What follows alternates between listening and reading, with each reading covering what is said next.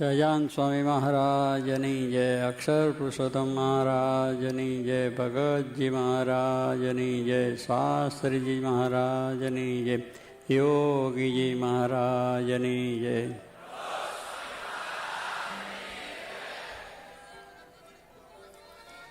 જય જય. ભગવાન સ્વામિનારાયણ પ્રતાપે શાસ્ત્રી મહારાજ, જોગી મહારાજની કૃપા અને આશીર્વાદથી આજે આવું એક મંદિર થયું. એની પ્રતિષ્ઠા ખૂબ ધામધૂમથી વેદોક્ત મંદિરથી આજે એની પ્રતિષ્ઠા પણ થઈ અને દરેકનો એમાં ખૂબ સારો સહકાર મળ્યો એ પણ આપણે જોયું છે. અને એનાથી આવું એક કાર્ય સુંદર આજે આપણે જોઈ શકાય છે. સહકાર એ બહુ મોટી વસ્તુ છે. એમ દરેકને એવી ભાવના હતી જ કે આ મેળાઓ જન્મસ્થાન શાસ્ત્રી મહારાજનું છે તો મંદિર પણ સુંદર થવું જોઈએ, ઉત્સવ પણ સારો થવો જોઈએ અને દરેકને એનો સારી રીતે વ્યવસ્થિત લાભ મળે. તો એ ભગવાનની કૃપાથી આજે બહુ સુંદર રીતે આપણે કાર્ય થયું છે. આજે શાસ્ત્રી મહારાજના જન્મદિવસે પ્રતિષ્ઠાનો લાભ મળ્યો, દર્શનનો લાભ મળ્યો અને સભાનો લાભ મળ્યો. સંતોના પ્રવચનનો પણ આપણને લાભ મળ્યો છે. વિશેષ કરીને 7 દિવસ નરસિંહભાઈ જૈન જસભાઈ તરફથી પારાયણનું આયોજન હતું. એટલે શાસ્ત્રી મહારાજના જ આપણે ચરિત્રો અને એમના જ પ્રસંગો સાંભળવા મળે. કારણ કે આ પુરુષ આ ભૂમિની અંદર પ્રગટ થયા અને એમને જે શું કાર્ય કર્યું છે એ વાત પણ એટલા માટે આપણે એમના જ પ્રસંગોનું પુસ્તક જે છાપેલું છે એને વાંચવું અને એને બધાને ખ્યાલ આવે અને બધાને એનો સાંભળી અને જીવનમાં દૃઢતા થાય એ માટે વિવેક સાગર સ્વામીએ પણ 7 દિવસ સુધી દરેક પ્રસંગોની છનાવટ કરીને આપણને સ્વામીનો જન્મથી અંત સુધીના જે બધા દિવ્ય ચરિત્ર પ્રસંગો એ આપણે સાંભળ્યા. કારણ કે આવું કાર્ય કરવાની અંદર ઉપાધિ, મુશ્કેલીઓ બધું ઘણું હોય છે, વિરોધ પણ હોય છે. પણ છતાં એ વિરોધો વચ્ચે રહીને વિરોધોને સામનો કરીને શાસ્ત્રીજી મહારાજે અને યોગીજી મહારાજે આ કાર્ય કર્યું. અને અક્ષરને પુરુષોત્તમની જે વાત શ્રીજી મહારાજ લાવ્યા છે એ જગત સમક્ષ મૂકી. સત્ય વાત હતી તો દરેકને એ કબૂલ પણ થયું અને જીવનમાં દ્રઢ પણ થયું. સ્વામી એને કહેતા અને હનુમાનભાઈ પણ વાત કરતા કે સાચે દેવળે ઘંટ વાગે.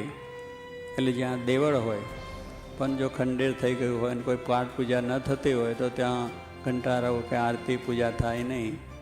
પણ એની અંદર ભગવાન જો બેઠા હોય તો એનું હંમેશને માટે ત્યાં આગળ પાઠ પૂજા, આરતી, સેવા, પૂજા, ઘંટારવ થયા જ કરે છે.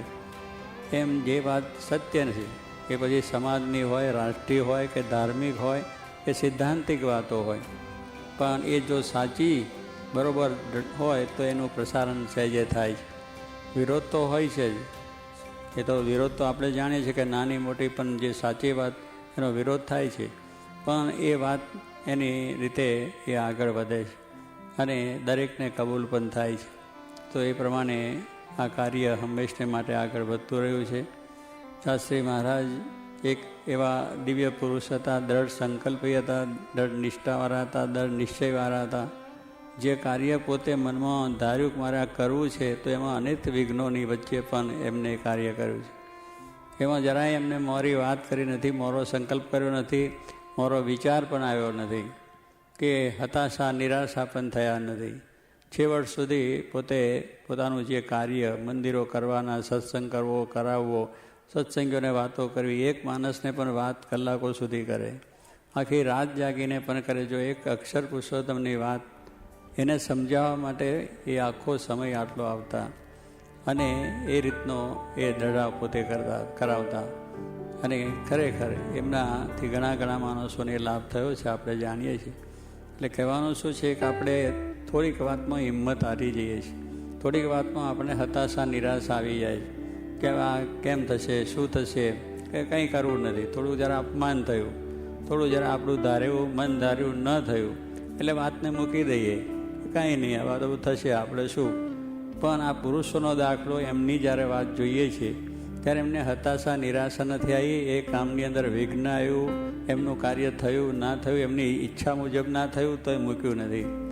એટલે એ આપણે એક સમજવાનું છે કે આની અંદરથી કે જે આ પુરુષોનું આવું ભગીરથ કાર્ય છે એની સેવા આપણને મળી છે, એ લાભ આપણને મળ્યો છે, તો આપણે પણ એની અંદર આ કાર્યમાં આગળ જવું અને એની અંદર જેટલી બને એટલી સેવા.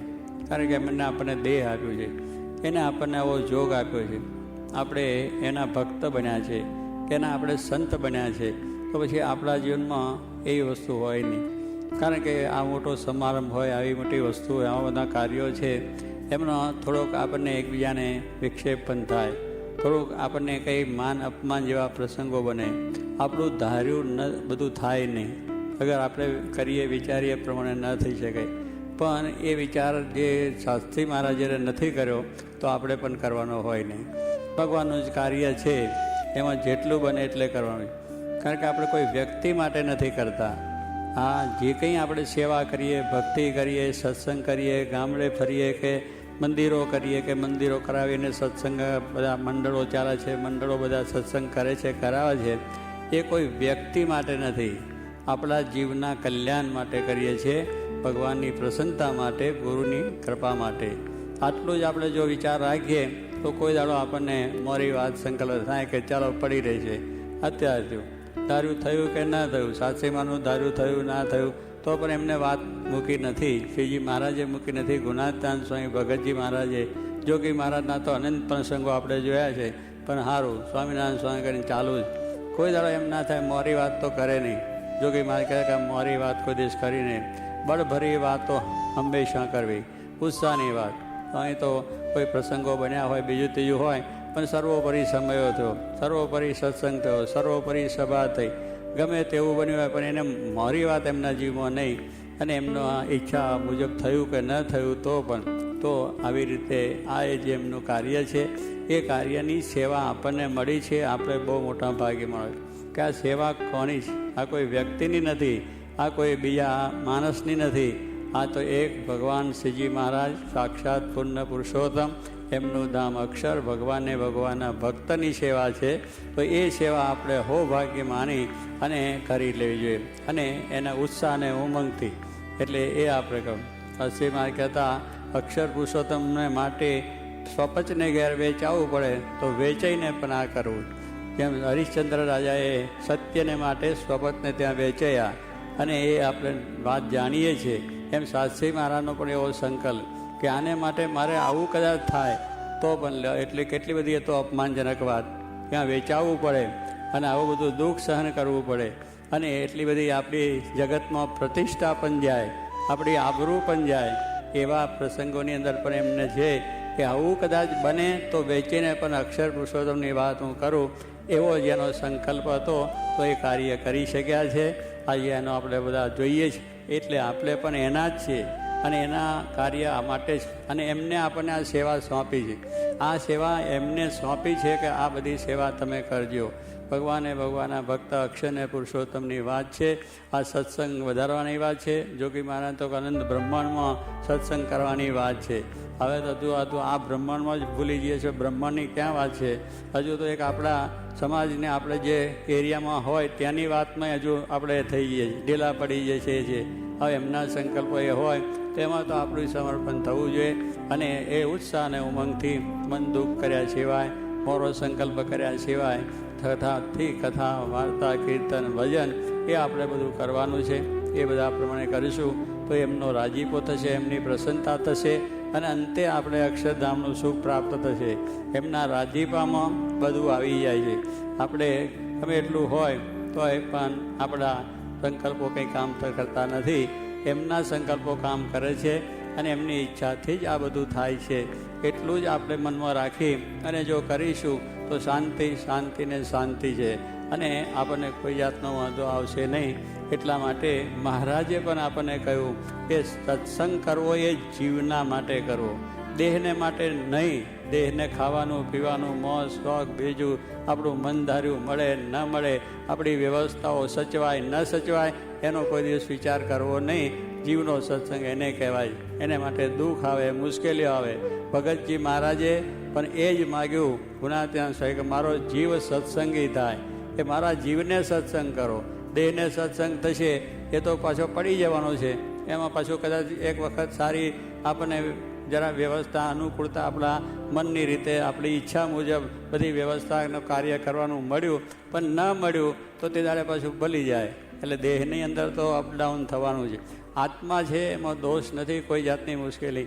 એ દ્રષ્ટિ જો રાખીએ તો કોઈ જાતની મુશ્કેલ નથી. એટલે જીવનો સત્સંગ એટલા માટે કયો છે. અને એ જીવનો સત્સંગ જેને જેને હતો એને અનંત વિઘ્નો હતા, અનેક મુશ્કેલી પોતાનું ધાર્યું થયું કે ન થયું તો પણ એ માટે પોતે સમર્પણ થઈ ગયા છે. કામમાં કોઈ પાછા પડ્યા નથી. કોઈ દિવસ એને મોરો વિચાર આવ્યો નથી કે બીજાને મોરા પાડ્યા પણ નથી. આ તો આપણે થોડું આપણે માટે થાય એમાં 10ને મોરા પાડીએ, 50ને મોરા પાડીએ કે બધું આવું છે ને તેવું છે ને ફલાણું છે. ભાઈ કશું એવું નથી. આપણા સ્વભાવ છે, આપણી પ્રકૃતિઓ છે અને આપણા પોતાના દોષો છે. ભાઈ સત્સંગ ખોટો નથી, ભગવાન ખોટા નથી, શાસ્ત્રી મહારાજ જોગી મહારાજ જેવા પુરુષ ખોટા નથી. એના માટે આપણે કરીએ છીએ. તો પછી બીજાના સામું શું જોવાનું હોય, બીજાની વાત શું કરવાની હોય. શરીરની વાત ક્યાં એમાં આવે છે. શરીરને તો સ્વામી કંઈ ખાસડા જેવું કરવું. જોગી ગુણાત્યાન સ્વામીએ કહ્યું એ શરીરને તો ખાસડા જેવું, ખાસડાને જેમ આપણે ખબર ના રાખીએ, કાંટાને કાંકરાને બધામાં નાખીએ અને પગમાં પહેરી અને બધા ફરીએ જ. એને બધા કાંટા કાંકરા વાગે તો ખાસડાને કંઈ એની ઈજા નથી, એને એમ દુઃખ મનાતું નથી.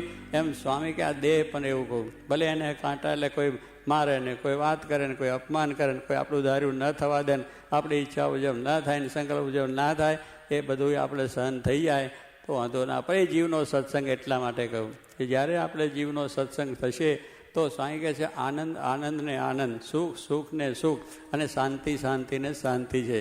એ વાત સિદ્ધાંત શ્રીજી મહારાજ પણ પહેલેથી આપ્યો છે.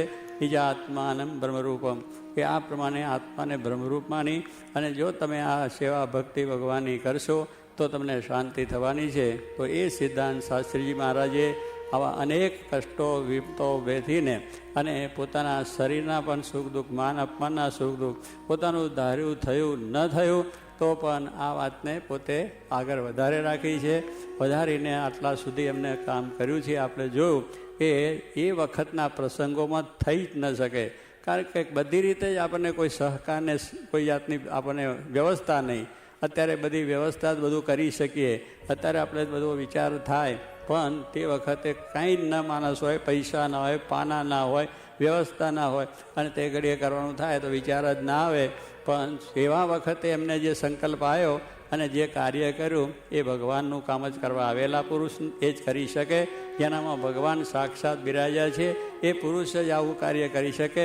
બીજાથી આ કાર્ય થઈ નહીં. જે દુનિયામાં જે ડંકો વાગ્યો છે અને અક્ષર પુરુષોત્તમનો જય જયકાર જે વર્ત્યો છે એવા પુરુષનો પ્રતાપ છે. એમની હિંમત, એમની ધીરજ, એમની ભક્તિ અને મહારાજને વિશેનો જે એમનો ભાવ છે, સર્વ કરતા પરમાત્મા, એ ભાવથી પોતે હંમેશા આગળ ચાલેલા છે. તો એ ભાવ રાખી અને આપણે પણ કાર્ય કરવું અને આ કાર્યની અંદર ક્યારેય પણ આપણા મનની અંદર મારો વિચાર ના આવે. બસ કથા, વાર્તા, કીર્તન, ભજન અને જે કંઈ આપણો કાર્ય એના માટે કરવાનું છે એમાં આપણે તત્પર રહેવાનું. ભગવાન એ માટે સર્વને બળ આપે. આજના શાસ્ત્રીમાના જન્મદિવસે, મેળામાં પ્રતિષ્ઠા દિવસે અને આવા ઉત્સવ પ્રસંગે આપ બધાએ ખૂબ ભેળો વેઠીને અને દૂર દૂરથી બધા આવ્યા છે. બધાને ખૂબ ધન્યવાદ છે. આપના જીવનમાં પણ આવું બળ રહે. આપને બધાને પણ મહારાજ તને મને ધને સુખી રાખે, શાંતિ રાખે, દેશમાં પણ શાંતિ રહે અને આખી દુનિયામાં પણ શાંતિ રહે. આપણા જિલ્લામાં અને આપણા ગામની અંદર પણ સુખ શાંતિ વધે. દરેકની અંદર ધર્મ ભાવના વધે. દરેક મનુષ્યોની અંદર સદાચાર આવે, નિર્વ્યસની જીવન થાય અને એકબીજા પ્રત્યેનો પ્રેમ વધે અને સારું કાર્ય કરી શકે એવી શક્તિ મહારાજ સર્વને આપે એ જ પ્રાર્થના.